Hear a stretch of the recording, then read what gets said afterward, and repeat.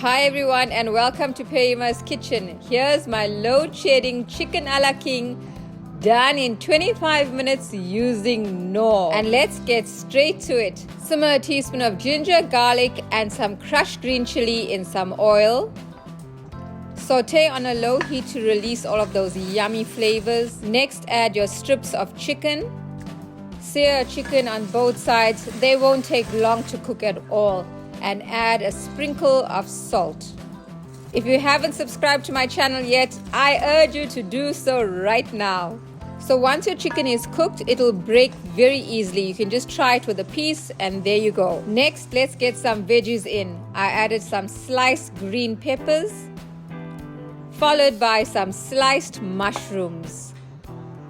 And I generally don't like to overcook my veggies, so I saute only for a short while. Next, it's the Knorr hack, and this beats making a roux during load shedding. I prepared my Knorr cream of mushroom soup by adding it to 250 milliliters of cold water.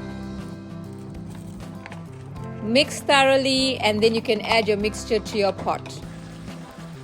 It will then start to thicken, and at any point you can add some extra water if it's too thick and you need to change the consistency. Let it simmer, and I did add some more water, and it's almost done. I've added some fresh coriander and I mixed it through my chicken a la king. This just gives it an incredible flavor. I then added a generous drizzle of pouring cream, and this just adds to the richness and that comfort food feeling. Simmer and serve, all done in 25 minutes. You can have your chicken a la king with pasta, and our preference is with fluffy white rice. And I believe that's a classic combination, chicken a la king with some fresh fluffy white rice. And my taste tester Yavi is eagerly waiting.